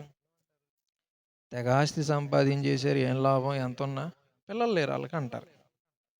అదే అబ్రహాం అన్నాడు, మా పనోళ్ళదే కదయ్యా ఇది, నాకేం అవ్వదు కదా, నా కొడుకుది అవ్వదు. నేను పోతాను, నా కొడుకు బ్రతుకుంటే నా కొడుకుది అవుద్ది ఆస్తి. నాకు కొడుకుని ఇవ్వలేదు, సంతానాన్ని ఇవ్వలేదు, ఎంత ఇచ్చినా ఏం లాభం అని అది ఆయన అన్నాడు. అబ్రహాము దేవుడు ఒరే చూడరా ఆకాశ నక్షత్రాలని, నేను ఇచ్చేది సంతానమే. బహుమానం అంటే డబ్బులు కాదు, సంతానమే ఇస్తాను. ఇస్తారా అయితే? నమ్మాడంట. అబ్రహాం నమ్మాడంట. దేవుడు అన్నాడంటే ఇస్తాడు అని నమ్మేశాడు. ఇప్పుడు కొడుకు పుట్టాడు. ఎవరో ఇష్మాయేలుని కన్నాడు. ఈడే దేవుడు కుమారుడు అనుకున్నాడు, కానీ కాదు. శారాకి పిల్లలు పుట్టరు. అబ్రహాములో తేడా లేదు. ఎవరిలో ఉంది? శారాలో ఉంది. ఎందుకంటే తర్వాత మళ్ళీ కెతూరాని పెళ్లి చేసుకున్నాడు అబ్రహాం. చూడండి, ఆవిడతో మళ్ళీ పిల్లల్ని కన్నాడు. ఈయనలో తేడా లేదు, ఆవిడలో ఉంది. సో ఆవిడ ద్వారా అవదు కాబట్టి హాగర్ ద్వారా పిల్లడు పుట్టాడు ఇష్మాయేలు. ఇక ఈడే దేవుడు ఇచ్చిన సంతానం, ఆకాశ నక్షత్రం వీడే అనుకుంటాడేమో అబ్రహాం, అదే అనుకుంటాడు. కానీ నో, వీడు కాదు. లోతు కాదా? లోతు కాదు. ఎలియాజరు కదా? ఎలియాజరు కాదు. ఇస్సాకు ఇష్మాయేలు కదా? కాదు. అయితే ఇక లేరు. ఎందుకు లేరు? నీకు శారాకి పుట్టేవాడే.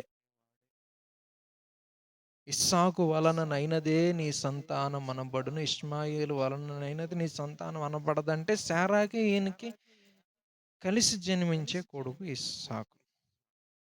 ఆయనే దేవుడిచ్చే సంతానం, ఇష్మాయేల్ కాదు.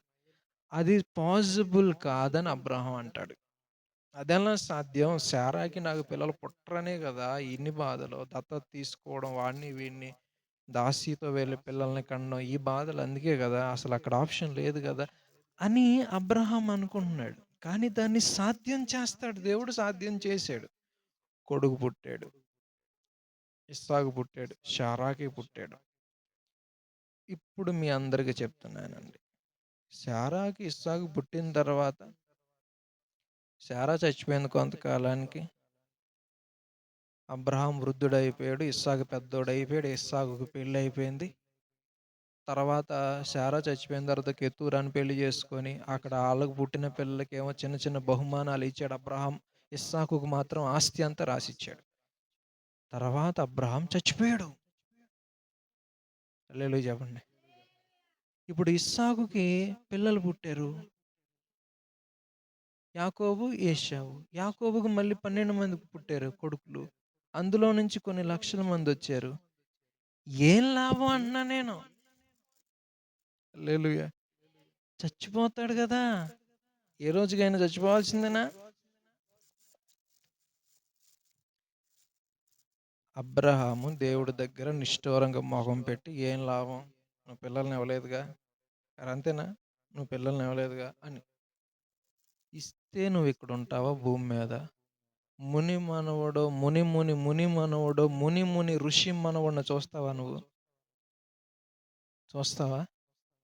చచ్చిపోయి ఎళ్ళిపోతావు. మరి తర్వాత ఇస్సాకుని ఎవడు కాపాడాలి? ఎవడు కాపాడాలి? నువ్వు కాపాడతావా? నువ్వు కాపాడతావా? ఇస్సాకుకు పుట్టిన పిల్లల్ని ఎవరు కాపాడాలి? నువ్వు కాపాడతావా? నీ దారి నువ్వు వెళ్ళిపోతున్నావు. నా పిల్లలో, నా పిల్లలో, నా పిల్లలు అన్నావు కదరా! మరి నిత్యము బ్రతికి నీ పిల్లల్ని కాపాడు. చెడిపోకుండా కాపాడు. ఆకలి అయినప్పుడు వాళ్ళని నిరంతరం పోషిస్తావా? లేదుగా. చచ్చిపోయావు. మరి ఈ మాత్రం దానికి నాకు పిల్లల్నివ్వు అన్నావు. ఏం చేసుకున్నావు? నువ్వు ఉంటావా? నీకు అర్థమైందో లేదో. అక్కడ ఆ అధ్యాయంలో నీ 4 తరం వారు ఇక్కడికొస్తారని ఉంది చూడండి. ఉందా? అక్కడ ఉంటది చదవండి.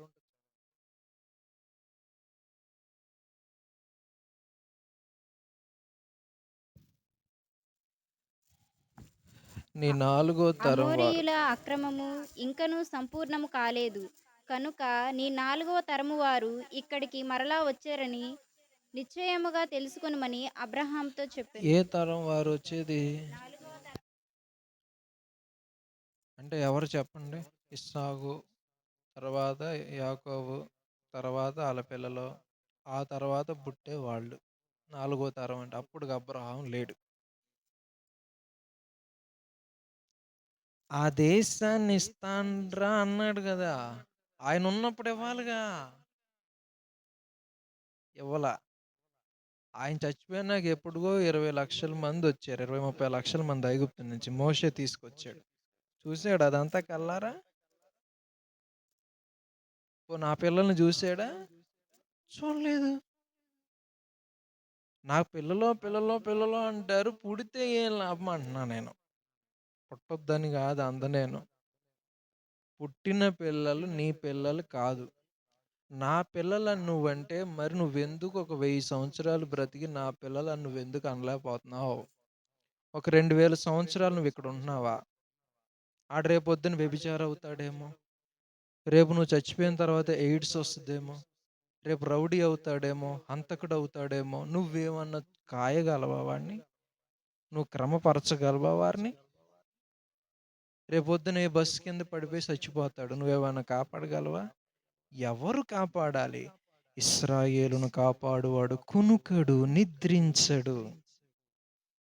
మరి ఆ మాత్రానికి నా పిల్లలు అనొద్దు. దేవుడి బిడ్డలు భూమి మీద పుట్టే బిడ్డలు. హల్లెలూయా చెప్పండి అందరూ ఒకసారి. మీకు అర్థం కాలా? సో, పిల్లలను పుట్టేటప్పుడే ఈ పేరు పెట్టని దేవుడు ఎందుకన్నాడు? ఇస్సాకు అని పేరు పెట్టని ఎందుకన్నాడు? ఆయన బిడ్డ కాబట్టి.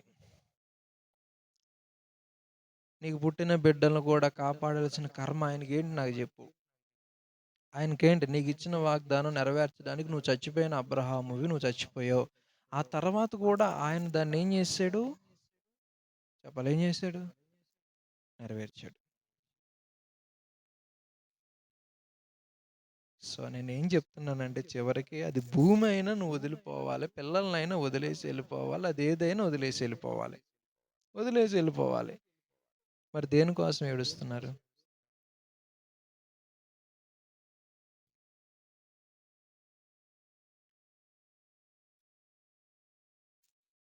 హల్లెలూయా!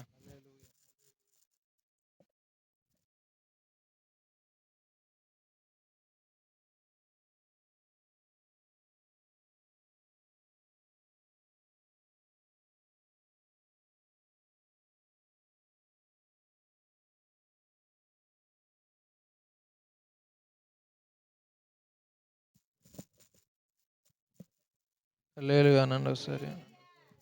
ఓకేనా మీ అందరికి అర్థమైందా? మోషేతో దేవుడు అన్నాడు, ఈ దేశాన్ని అంతా నీకు ఇచ్చేస్తానన్నాడు. ఈ ప్రజలందరినీ చంపేస్తాను, ఈ దేశం నీకు ఇచ్చేస్తానని.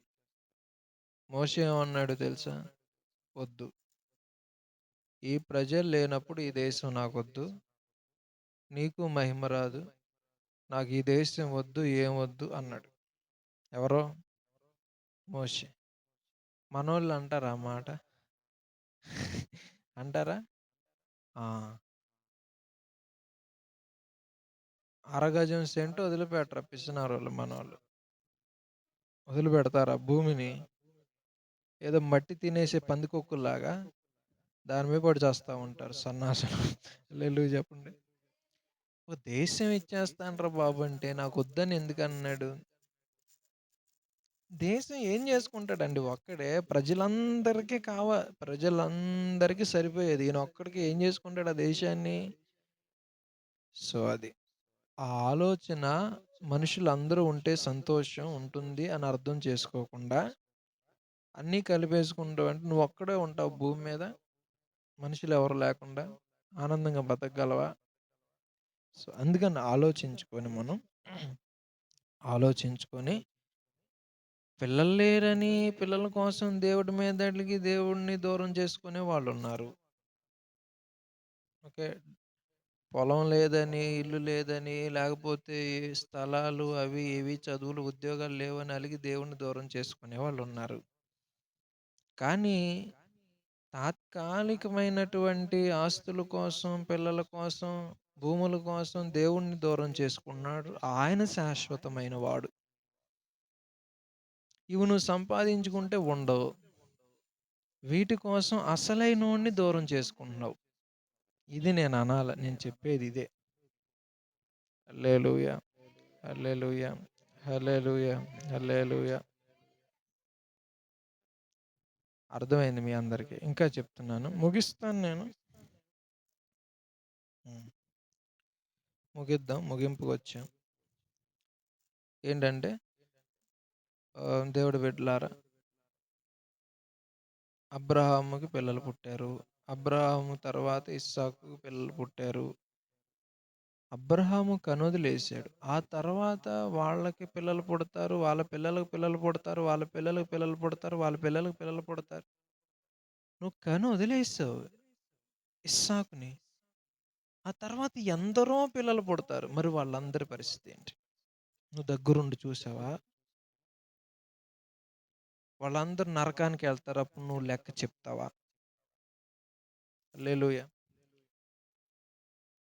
అరే పైన ఆపేస్తే ఆపేయండి, సమయం దాటింది కాబట్టి ఆపేస్తే ఆపేయండి. హల్లెలూయా. వింటున్నారు అనుకుంటున్నాను నేను. వినండి వినండి. నా దగ్గరకు ఒక ఆవిడ వచ్చింది. పిల్లలు కావాలంది. మాకు పిల్లలు కావాలంది. పిల్లలు కావాలంది. మీరు మారారా పూర్తిగా? మారలా. మీ ఆయన మారాడా? మారలా. మరి రేపొద్దున పిల్లోడు పుడితే వాడు కూడా మీ బాటలో నడిచి వాడు నరకానికి వెళ్ళిపోతాడు. వాడిని పుట్టించి నరకానికి పంపిస్తాడా దేవుడు అని అడిగా. హల్లెలూయా. నువ్వు కనేస్తావు, నరకానికి వెళ్ళకుండా నువ్వు కాపాడగలవా? అబ్రహామా అని అన్నాడు ధనవంతుడు. నా తండ్రి అన్నాడా? నా తండ్రి అని అబ్రహామా అన్నాడు. నా కుమారుడా అన్నాడు అబ్రహాం. నీళ్ళు ఇప్పించి అన్నాడు. అబ్రహాం కాపాడగలిగాడా? ఏమన్నాడు? ఇటోళ్ళు అటు రాలేరు, అటోళ్ళు ఇటు రాలేరు, నేనేం చేయలేను కుమారుడా అనేసేయలేదా? కాపాడగలిగాడా? కన్నాడు కానీ కాపాడగలిగాడా? నువ్వు కంటావు, కాపాడతావా? అదే నేను అనేది. అందుకనే దేవుడు బహుమానం ఇవ్వాలి కానీ నువ్వు కనేయకూడదు పిల్లల్ని. 99 ఏళ్ల దాకా ఎందుకు ఆగాడు? ఇష్మాయేల్ని దేవుడు ఇవ్వాల. ఇష్మాయేల్ని దేవుడు ఇవ్వాల, అనుమతించాడు. ఈయన అడ్డదారి తొక్కారు వీళ్ళిద్దరు, షారా అబ్రహాం హాగరుతో పోయి. దేవుడు అనుమతించాడు, ఇవ్వలా. దేవుడిస్తే ఇస్సాకులాగా ఉంటాడు. ఇస్సాకు ఒకే భార్య. ఏ తప్పైనా కనపడద్దా ఇస్సాకులో అసలు? ఇష్మాయేల్ ఎట్లా అంటాడు తెలియదా మనకి? సో ఈ ప్రేమ దోమ అని తిరిగేవాళ్ళు ఏం చేస్తారు అనుకున్నారు? తిరిగేసి విచ్చలు విడిగా పిల్లల్ని కనేస్తారు. ఏ చెత్త కుండీలోనో, రైల్వే పట్టాల మీద ఎక్కడో పడేస్తారు. లేదా అమ్మా నాన్న దగ్గర వదిలేసి ఇంకొకరితో లేచిపోయి వెళ్ళిపోతారు. ఈడెట్లా పెరుగుతాడో ఆళ్ళకేం తెలుసండి. ఈడే రౌడీగాడవుతాడో, ఈడే చైన్ స్మోకర్ అవుతాడో, ఈడే తాగుబోతోడవుతాడో ఆళ్ళకి సంబంధం లేదు. ఆళ్ళకేంటంటే ఒళ్ళంతా కూడా తిమ్మిరిగా ఉండి, వాళ్ళు విచ్చలవిడిగా బరి తెగించి పిల్లల్ని కనేసి అలా పడేసి ఎళ్ళిపోతారు. రేపొద్దున్న ఆళ్ళ ఆలన, పాలన, వాళ్ళ పెంపకం, వాళ్ళ పోషణ వీళ్ళకి తెలీదుగా. వీళ్ళక్కడ ఉండరు కదా! సో, అది పిల్లలు కావాలో పోనీ ఇస్తే తీరా పెంచడం రాదు. నీకే దిక్కు లేదు. దేవుడు నువ్వే పోతావు నరకానికి. నీతో పాటు ఆయన తీసుకెళ్ళిపోవడానికి తెక్కనేత్తన్నారు గంపలు గంపలు. సో, బిడ్డల్ని దేవుడి భయంలో, దేవుడి క్రమంలో ఉంటేనే కనాలి. లేదు కనేసారంటే ఏముంది? ఆడొక రౌడీ. ఆడు పెళ్లి చేసుకొని ఇంకో రౌడీలని కంటాడు. ఇంక పెళ్లి చేసుకొని వాళ్ళు రౌడీలని కంటారు. అలా భూమంతా ఇలా చెడిపోయినోళ్ళు పుట్టేది ఎందుకండి బాబు? ఇందుకే కదండీ! హల్లెలూయా! మీకేడైనా అర్థమవుతుందారా? సో, అందుకనే మీ అందరికి నేనేం చెప్పదలిచానంటే పిల్లలు కావాలో పిల్లల్ని పుట్టించి నరకానికి పంపించాలా దేవుడు? ఆదికాండం 18కి రండి. అక్కడ అంటాడు చూడండి. అబ్రహాము నీతి న్యాయములను అనుసరించి నడుచుకున్నట్లు తర్వాత తన సంతతికి నేర్పించినట్లు నేను ఎరుగుదును అన్నాడు. చూడండి. అబ్రహాము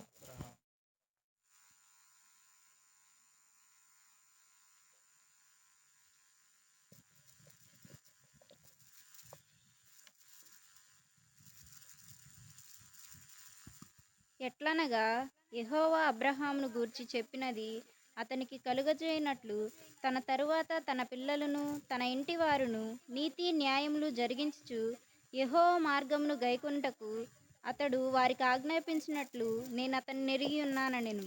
చాలు.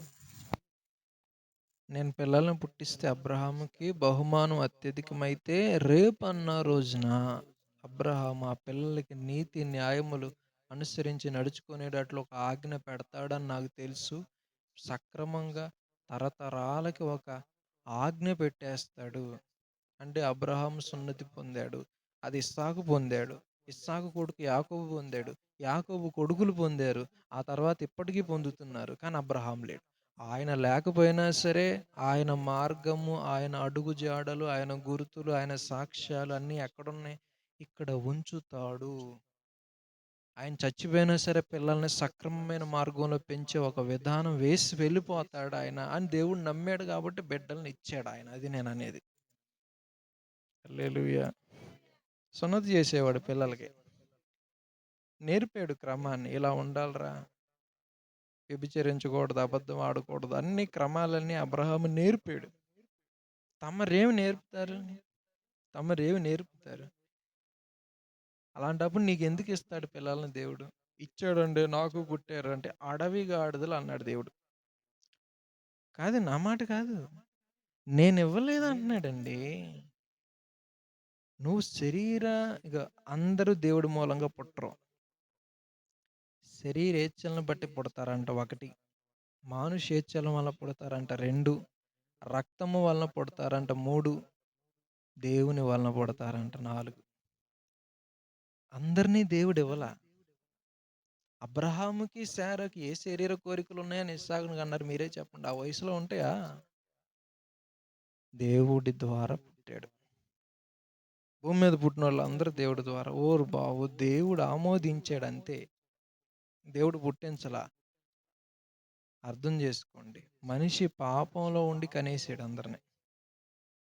సో 99 సంవత్సరాలు నలగొట్టి, విరగ్గొట్టి, భయభక్తులు నేర్పించి, ఆ శరీర కోరికలన్నీ చచ్చినాక పుట్టించాడు ఇస్సాకుని. లేదంటే ఆ శరీర కోరికలు ఈయనకొచ్చాయి ఇస్సాకుకి. కాయ బాగుండాలంటే చెట్టుకు పట్టిన తెగులు వదిలించాలి కదండి బాబు. మరి చెట్టు తండ్రి. అది బాగుంటే కాయ బాగుంటది. మనోహ వాళ్ళ సంసోను వాళ్ళ అమ్మగారితో అంటాడు, నువ్వు ద్రాక్ష రసం తాగమాకంటాడు. నాకు కొడుకు పుడితే ఆడికి తాగకూడదు. నేను తాగకుండా ఉండడం ఏంటంటే నీ కడుపునే పుడతాడు కాబట్టి నువ్వు జాగ్రత్తగా ఉండాలి. నువ్వు బాగుంటే కొడుకు బాగుంటాడు. నువ్వు ద్రాక్ష రసం తాగి తిక్కకున్నావు అనుకో, ఆడు తల తిక్కోడై పుడతాడు. హల్లెలూయా! తల్లిదండ్రులు ముఖ్యం కదండి పుట్టేవాళ్ళు. ఆఖరికి శారా లాంటి మనసు ఉంటదా?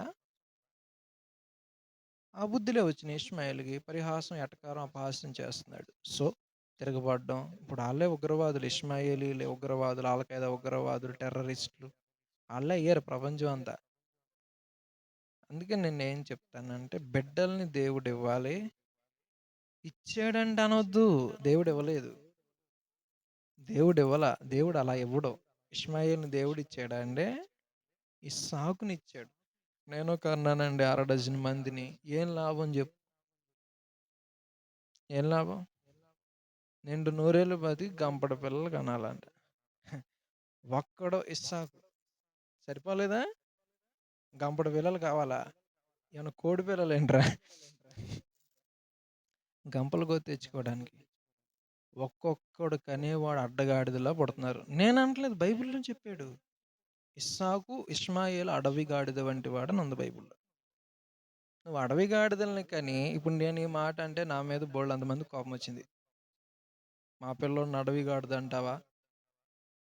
అనేసావు నువ్వు మా పిల్లోడిని అడవి గాడిద. క్రిస్మస్ మెసేజ్ చెప్పినప్పుడు నా మీద ఫైర్, బాంబ్ బ్లాస్ట్. ఏంటి మా అబ్బాయిని అడవి గాడిద అంటావా నువ్వు? అందరూ ఇస్సాకులు కాదు. అందరూ ఇష్మాయేలులు కాదు. అందరూ దేవుడి మూలంగా పుట్లా. అది. అందుకే తిరిగి జన్మించాలి పుట్టిన ప్రతి ఒక్కడని బైబిల్‌లో ఉంది.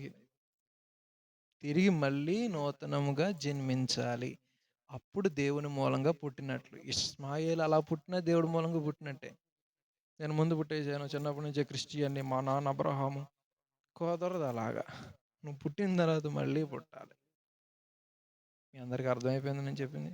సో, పిల్లల్ని కనేయడం కాదండ్రా కాదు. నువ్వు బాధ్యత చెప్పు.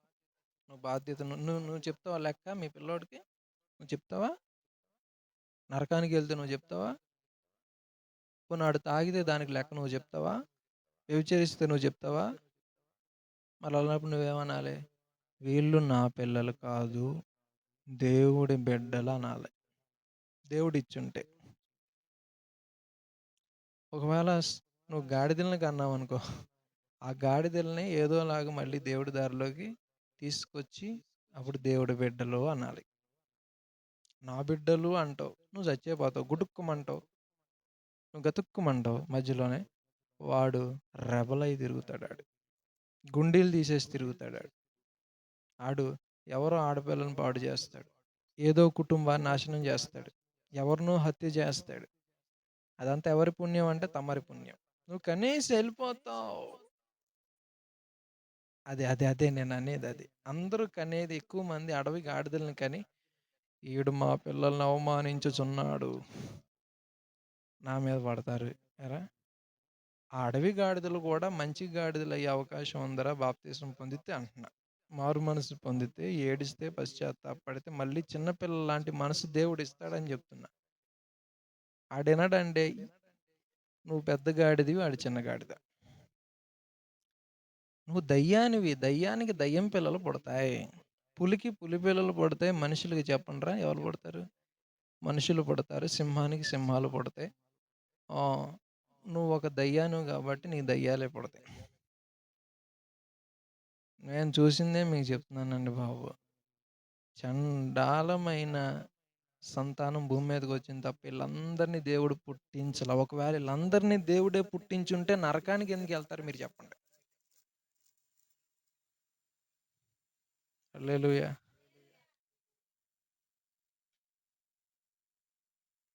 అందరినీ దేవుడే పుట్టిస్తే నరకానికి ఎవరు వెళ్ళకూడదు కదా. మరి ఎందుకని నరకానికి వెళ్తారు? దేవుడికి సంబంధం లేదు. ఈ మాట అంటే ఈడెవడు అనుకుంటారు, పర్వాలేదు. దేవుడికి లింక్ లేదు. ఇప్పుడు నువ్వు దేవుడి మూలంగా పుడితే నిన్ను కొట్టి లాక్కొచ్చి, రక్షించి పెట్టుకుంటాడు. నువ్వు వెళ్ళిపోతే మళ్ళొచ్చి నిన్ను దెబ్బ కొట్టి, నీ కాళ్ళు ఇరగ్గొట్టి నిన్ను తెచ్చుకుంటాడు. దేవుని మూలంగా నువ్వు పుడితే. దేవుని మూలంగా నువ్వు పుట్టకపోతే నీకు ఆయనకి సంబంధం లేదు. ప్రపంచంలో అందరూ సువార్తనేసి యేసు ప్రభువుని నమ్ముకున్నంటే, అమ్మో నరకానికి వెళ్ళిపోతాం నమ్ముకుంటాం బాప్తిస్మం ఇవ్వండి అంటారేంటి అందరూ? యేసు ప్రభువా? ఎవరు యేసు ప్రభు? ఎవడు దేవుడు? 3 మేకులు పీక్కోలేనోడు దేవుడా? అని ఎందుకంటారు? ఆళ్ళు దేవుడు బిడ్డలు కాదండి. అందరూ దేవుడి మూలంగా పుట్టలేదురా బాబు అంటున్నా నేను. యోహాను సువార్త మొదటి అధ్యాయం 13వ వచనం దగ్గర చదవండి మీకు కనబడద్ది. కొందరు శరీరేచ్ఛల వలన పుడతారు. కొందరు మానుషేచ్ఛల వలన పుడతారు. కొందరు దేవుని మూలంగా పుడతారు. కొందరు రక్తము వలన పుడతారు. అందరూ ఒకేలాగా పుట్టరు. మీరు తిప్పండి బాగా తిప్పండి. వారు దేవుని వలన పుట్టినవారే కాని రక్తము వలనైనను శరీరేచ్ఛ వలనైనను మానుషేచ్ఛ వలనైనను పుట్టినవారు కారు. ఆ వాక్యము శరీరధారి అయి చూసారా? దేవుడు మూలంగా పుట్టిన వారే కానీ రక్తము వలననైనా శరీరేచ్ఛ శరీరేచ్ఛల వలనైనను వలనైనా మానుషేచ్ఛ మానుషేచ్ఛల వలనైనను వలననైనా పుట్టినవారు కాదు. ఈ 3 రకాలుగా పుట్టిన వాళ్ళు ఉన్నారు. దేవుడి వలన పుట్టిన వారు ఉన్నారు.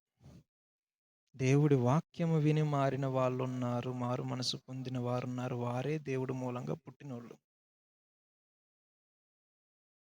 భూమి మీద పుట్టిన ప్రతి ఒక్కరు పరలోకానికి వెళ్ళరు. మరలా తిరిగి జన్మించాలి. మారు మనస్సు పొంది తీరాలి. అది తిరిగి జన్మించడం అంటే. వాళ్ళు దేవుడి మూలంగా పుట్టారు. వీళ్ళు మా ప్రాణం తీస్తారండి. వీళ్ళు వచ్చి ఏంటి అంటే మా అబ్బాయికి ప్రార్థన చేయండి అని అంటది వీళ్ళమ్మ. ఆడుండడు ప్రార్థనలో. ఆడికి భక్తి ఉండదు. చెవికి రింగేస్తాడు తెలుసా?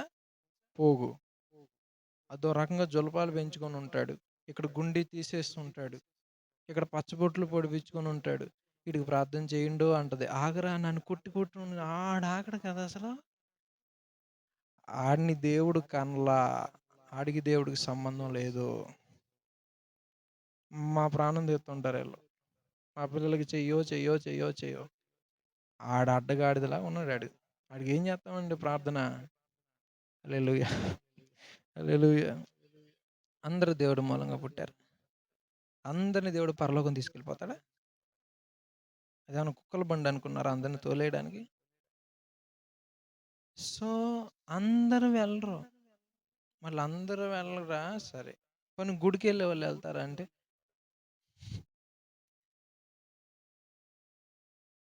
వాళ్ళు అస్సలు వెళ్ళరు. వాళ్ళు అస్సలు వెళ్ళరు. బాగా నలిగి మారు మనసు పొంది విరిగి నలిగి పశ్చాత్తాపం చెంది లోకం మీద విరక్తి పుట్టి ఈ లోకంలో ఉండలేకపోతున్నాం బాబోయ్, ఇది మాది కాదు బాబోయ్, ఈ పాపం చూడలేకపోతున్నాం బాబోయ్, ఈ పాపం చూసే కంటే ఆస్తిని వదులుకొని చచ్చిపోవడం నయం బాబోయ్ అనుకునే వాళ్ళు ఉంటారు చూసారా? వాళ్ళదే పరలోకం. అట్లాంటి వాళ్ళ కోసం దేవుడు ఒక రాజ్యం సిద్ధపరుస్తున్నాడు కాబట్టి సిగ్గుపడ్డంట. అందరికీ కాదు. లోతు నీతి గల తన మనస్సును దినదినము నొప్పించుకొనెను అన్నుంది. దుర్మార్గుల కామ వికారయుక్తమైన నడవడిని చూసి నీతిమంతుడైన లోతు దినదినము నీతిగల తన మనసును నొప్పించుకునేను అనుంది. ఆ సొదొమలో జరిగే పాపాలకి ఈ పాపాలు చూడలేకపోతున్నానయ్యా, ఈ దారుణాలు చూడలేకపోతున్నాను బాబు, ఈ అన్యాయాలు ఘోరాలు చూడలేకపోతున్నానయ్యా, నన్ను ఈ లోకంలో నుంచి తీసుకెళ్ళిపో బాబు అని ఏడ్చే వాళ్ళు ఉంటారు చూసారా? ఇది నా లోకం కాదు. చూసారా? మేము పరదేశులము, మేము యాత్రికులము, ఇక్కడ ఏదో ఇబ్బంది పడుతూ ఉంటున్నాం. ఎప్పటికైనా మా ఊరు వచ్చేస్తుంది పరలోకం, కొంతవరకు ఓర్చుకుంటాం అనుకునే వాళ్ళు ఉంటారే, వారు దేవుడి మూలంగా పుట్టిన వాళ్ళు.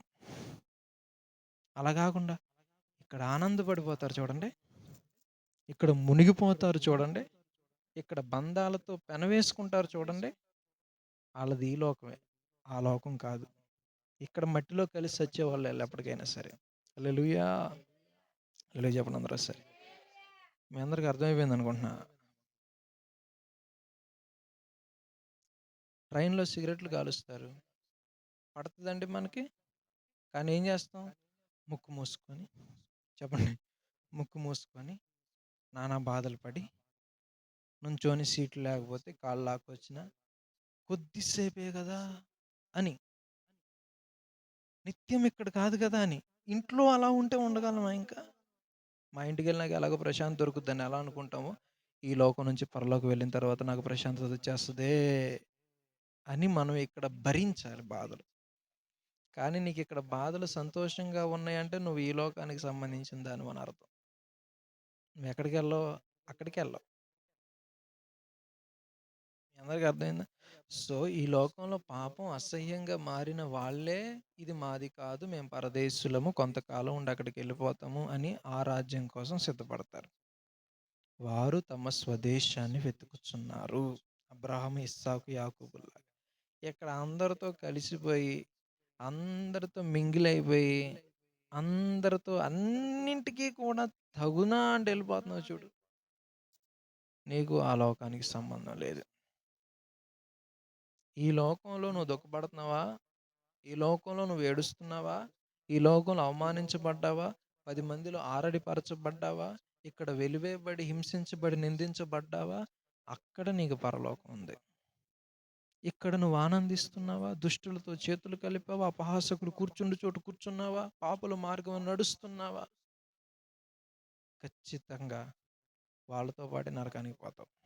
నీకు ఆ లోకానికి సంబంధం లేదు. నీ బహుమానం అత్యధికం అవ్వదు. నీది తరిగిపోయే చెమ్మట పట్టే ఆస్తే తప్ప చెమ్మట లేని, తుప్పు లేని రాజ్యంలో ఉండే అక్షయమైన ధనం నీది కానే కాదు. హల్లెలూయా చెప్పట్లే మీరెవరు? ఇదే కదా, ఇదే కదా, ఇదే ఇదే వినండి జాగ్రత్త. అయిపోయింది. మీరు కళ్ళు మూయొచ్చు. ఇప్పుడు ప్రార్థన చేద్దాం. అన్నీ నాకు కావాలి, అన్నీ నావే. ఏంటి అన్నీ? అన్నీ దోసకాయలు నావే, దోసకాయ తొక్కలు నావే, ఉల్లిపాయలు నావే, ఉల్లిపాయ తొక్కలు నావే, సిగరెట్లు నావే, అగ్గిపెట్లు నావే, బీడీలు నావే, అన్నీ నావే, అన్నీ నావే, అన్నీ నావే, అన్నీ నావే. పిచ్చోడా, నీ సొంత శరీరం కూడా నీది కాదు, దాన్ని వదిలేసి వెళ్ళిపోవాలి నువ్వు. బట్టలే కాదు, మనోళ్ళు పట్టు చీరలు అవన్నీ కూడా చచ్చిపోయినప్పుడు గోతులు వేస్తారు. జేబులో చిల్లర డబ్బులు పెడతారు, అవి కూడా తీసుకెళ్ళారు. సో తెలివైన వాళ్ళు మీరు అవ్వాలనుకుంటే మీ అందరికి నేను చేసే ఉపదేశం ఏంటంటే, మీరు ఏది నాది కాదనుకొని త్యాగము కలిగిన బిడ్డలు అవ్వండి. దేవుడు మిమ్మును పరలోకంలో హెచ్చించకపోతే నన్ను అడగండి. పిసినారోళ్ళు దేవుడు బిడ్డలు కాదు. దేవుడు బిడ్డలు ఏమీ కోరుకోరు. అసలు ఈ లోకంలో బ్రతకాలని వారికి ఉండదు. నీకుందంటే అసలు నువ్వు ఈ లోకానికి సంబంధించిన దానివే, ఆ లోకం నీది కాదు. ఓకే, తలలో ఉంచండి.